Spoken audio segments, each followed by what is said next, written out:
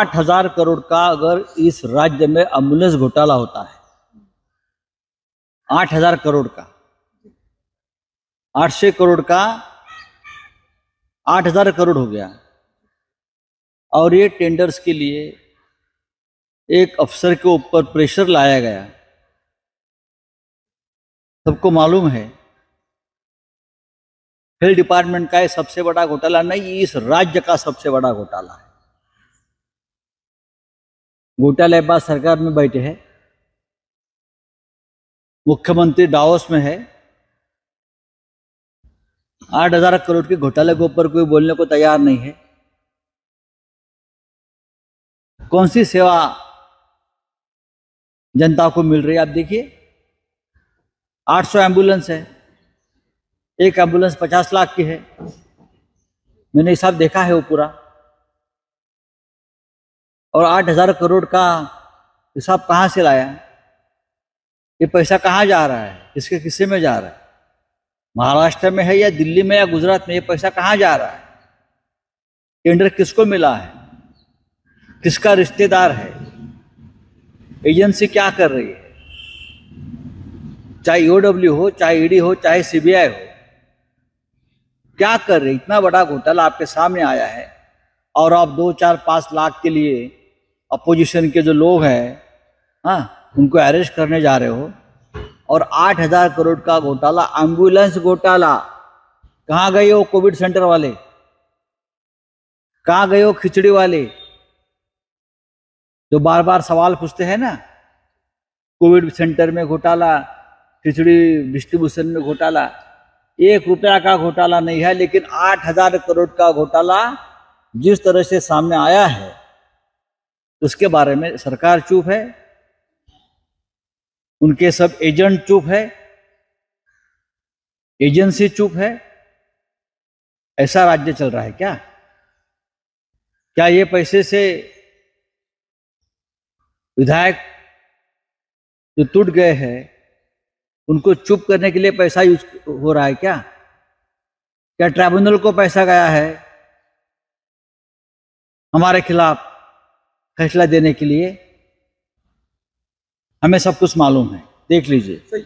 नहीं, हम कोई अंगूर खट्टे नहीं है। हम अंगूर के लिए काम नहीं करते, अंगूर वाले आप हैं। जो फैक्ट सामने आया है उसके तथ्य के आधार पर हमने बात की। अब सिर्फ मैं नहीं बोल रहा हूं, बहुत जो एक्सपर्ट है ये उनकी बात है। इस शुभ अवसर पर मैं किसी के ऊपर टीका टिप्पणी नहीं करना चाहता हूं। कल तक तो शंकराचार्य सब कुछ थे इस देश में हिंदुत्व के लिए। अचानक आप शंकराचार्य को मानने को तैयार नहीं है। शंकराचार्य जो 4 पीठ है प्रमुख हिंदू धर्म के, हिंदुत्व के, उनके धर्माचार्य है और हम उनकी बात सुनते हैं। उनकी बात इस देश का हिंदू मानता है। अब योगी जी, मोदी जी या पूरा बीजेपी एक 5वां पीठ बनाने जा रहा है खुद का, बीजेपी का, तो हम क्या कर सकते? जब तक आपकी सरकार है तब तक ये पीठ चलेगा। या दोन्ही ज्या घटना आहेत, सुरज चव्हाण जे शिवसेना पक्षाचे सचिव आहेत, राजन साळवी जे शिवसेनेचे उपनेते आणि आमदार आहेत, हे दोन्ही आमचे प्रमुख लोक निष्ठेने शिवसेनेबरोबर राहिलेले आहेत। त्यांच्यावर प्रचंड दबाव गेल्या काही दिवसापासून होता, त्यांच्यावर आहे, रवींद्र वायकरांवर आहे। मी सांगतो ना की तुम्ही जर शिवसेना सोडून शिंदे गटात आला नाहीत तर तुमच्यावर एजन्सी मार्फत कारवाई केल्या जातील, तुम्हाला तुरुंगात टाकलं जाईल, अशा प्रकारच्या निरोप, धमकीवजा निरोप त्यांना येत आहेत। सुरज चव्हाण यांनी ऐकलं नाही, ते चौकशीला सामोरे गेले। 2 दिवसापूर्वी जो जनता न्यायालय आम्ही केलं आणि त्याचा जो एक इम्पॅक्ट झाला, प्रभाव पडला, त्याच्या दुसऱ्या दिवशी सुरज चव्हाण यांना अटक केली। ही राजकीय अटक मुंबई महानगरपालिकेने करोना काळात, कोविड काळामध्ये अत्यंत उत्तम काम केलं. तो काळ होता एकमेकांना मदत करण्याचा. तो काळ होता कागदपत्रांशिवाय सेवा पुरवण्याचा. तो काळ होता झोकून देऊन काम करण्याचा, आपला जीव धोक्यात घालून काम करण्याचा.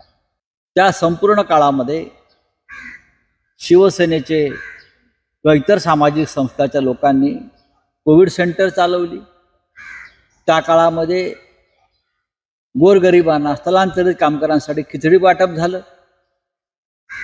तरीही अनेक खोटी प्रकरण उभी करून, खोटे साक्षी पुरावे उभे करून, ही प्रकरण निर्माण करून शिवसेनेला बदनाम करण्याचा प्रयत्न होतोय. आणि काल सुरज चव्हाणांना अटक झाली. लोकांच्या चौकशा सुरू आहेत. आम्ही त्याला सामोरे जाऊ. माझा प्रश्न इतकाच आहे की 138 लोकांना खिचडी वाटपाचं काम दिलं. 138 किती लोकांच्या चौकशा झाल्या त्या EOW आणि ईडीने समोर आणावं. किती एजन्सीच्या किती या हॉटेल्स किंवा संस्थांच्या चौकशी झाल्या, किती लोकांवर गुन्हे दाखल झाले ते समोर आणावं. किमान 38 अशा कंपन्या आहेत. 38 आकडा मी परत सांगतो. 38 अशा कंपन्या आहेत ज्याने खिचडीचं वाटप केलं नाही, पण मुंबई महानगरपालिकेकडून कोट्यवधी रुपयाची बिलं उकळली. आणि हे सगळे आणि त्यांचे म्होरके हे आज शिंदे गटात किंवा बीजेपीत आहेत. हे सगळे ज्यांनी कोट्यवधी रुपये खरोखर लुटलेले आहेत असं आम्हाला वाटतंय, ते सगळे त्यांचे म्होरके हे शिंदे गटामध्ये आहेत, बीजेपीत आहेत किंवा बीजेपीची संबंधित त्या संस्थाने एनजीओ आहेत. आणि त्यांची चौकशी केली नाही. सुरज चव्हाण प्रकरणात त्यांच्याबरोबर काम करणारे त्यांचे एक सहकारी ते शिंदे गटामध्ये आहेत. त्यांना अटक झाली. तुम्हाला कोणते माहिती आहेत? सगळ्यात जास्त लाभार्थी ते आहेत. असे एकूण 4 लोक जे सुरज चव्हाण यांच्याबरोबर काम करत होते ते मिंदे गटामध्ये आहे. म्हणून त्यांना सोडलं आणि फक्त सुरज चव्हाण यांना अटक झाली. मी भविष्यात लवकरच ती नावं सांगेन त्या 35 संस्थांची, एनजीओची. त्यांचे फोन बंद आहेत. त्यांना बोलवण्यात आलं नाही चौकशीसाठी. आणि या सगळ्यांचे बॉसेस आज मिंदे गटामध्ये आहेत. हे पैसे कुठे गेले, कोणाकडे गेले स्पष्ट आहे. हे पैसे मिंदे गटाकडे गेले, त्यांच्यावर कारवाई नाही. 8,000 कोटीचा ॲम्ब्युलन्स घोटाळा समोर आलाय. समोर स्पष्टपणे 8,000 कोटीचा ॲम्ब्युलन्स घोटाळा. 800 ॲम्ब्युलन्स घेण्यासाठी 8,000 कोटीचं टेंडर जबरदस्तीनं काढण्यात आलं आरोग्य खात्यात. त्यासाठी अधिकाऱ्यांना धमक्या देण्यात आल्या ना. आपणच छापलंय, आपणच दाखवताय. एजन्सीने काय कारवाई केली? दौंडचा भीमा पाट्य साखर कारखाना आम्ही सतत बोलतोय. 500 कोटीचं मनी लॉन्ड्रिंग आमदार भाजपचे राहुल कुल यांनी केलेलं आहे. कागदावर आहे. दादा भुसे गिरणा मोसम सहकारी कारखाना 168 कोटीचा शेतकऱ्यांच्या पैशाचा अपहार आहे. तानाजी सावंत यांचं सगळ्यात मोठं भ्रष्टाचाराचं प्रकरण, भरतीचं प्रकरण, मधल्या बढत्यामध्ये शेकडो कोटीचा भ्रष्टाचार मी बाहेर काढला. एजन्सीला दिसत नाहीत. आणि कोरोना काळामध्ये ज्याने उत्तम सेवा बजावली, उत्तम काम केलं, लोकांना जगवलं. तुम्ही फक्त राजकीय सुडाने जर कारवाई करणार असाल तर आमची या सगळ्या बाबतीत लढण्याची, संघर्ष करण्याची आमची तयारी आहे. राजन साळवी हे शिवसेनेचे उपनेते आहेत. आमदार आहेत, अनेक वर्ष निष्ठेने राहिलेले आहेत. त्यांच्यावर दबाव येतो. जर तुम्ही आला नाहीत आमच्याबरोबर तर तुमच्यावरती अशा प्रकारच्या धाडी घालू आणि तुम्हाला अटक करू. पण राजन साळवी म्हणाले मला अटक केली तरी चालेल, पण मी शिवसेना सोडणार नाही. रवींद्र वायकर यांच्यावरती अशा प्रकारचा दबाव तंत्र सुरू आहे. सुरज चव्हाण त्या दबाव तंत्रातून गेलेले आहे. शिवसेनेतल्या अन्य काही लोकांवर दबाव सुरू आहे. पण लक्षात ठेवा, दिवस बदलणार आहे. तेव्हा आज ज्या खोट्या कारवाया करण्यासाठी हात पुढे झालेले आहेत ना, त्याच हातामध्ये बेड्या पडल्याशिवाय राहणार नाही. बेळगाव हा वादग्रस्त इलाका आहे. तो कर्नाटकचा ना महाराष्ट्राचा, अशी ती स्थिती आहे. सर्वोच्च न्यायालयात प्रकरण आहे. राज्याचे जे सध्याचे मुख्यमंत्री आहेत ते दावा करतात मी बेळगावच्या आंदोलनात जेलमध्ये होतो. अजूनपर्यंत ते जेलमध्ये असल्याचा पुरावा समोर आला नाही. जर त्यांनी बेळगाव प्रश्नावर एक जरी लाठीकाठी खाल्ली असेल तर त्यांनी या प्रश्नावर तर आपलं तोंड उघडायला पाहिजे. उघडू द्या, मग आम्ही बघू.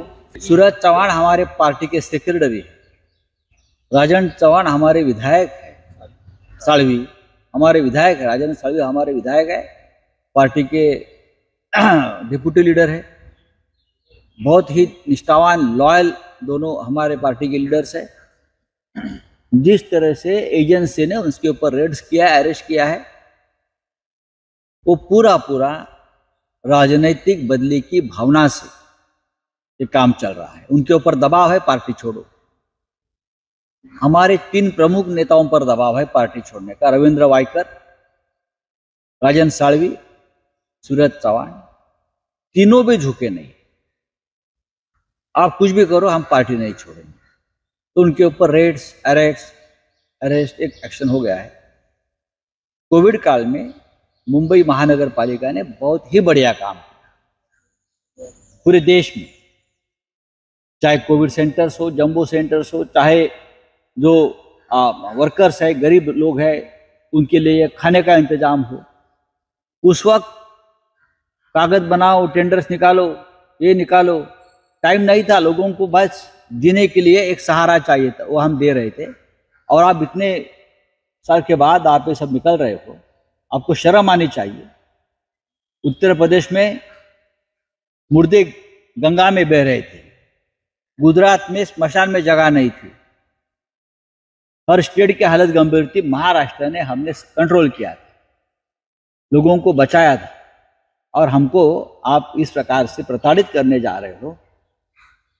कोई घोटाला नहीं हुआ है, ना कोविड सेंटर में, ना खिचड़ी डिस्ट्रीब्यूशन में. लोगों ने काम किया है.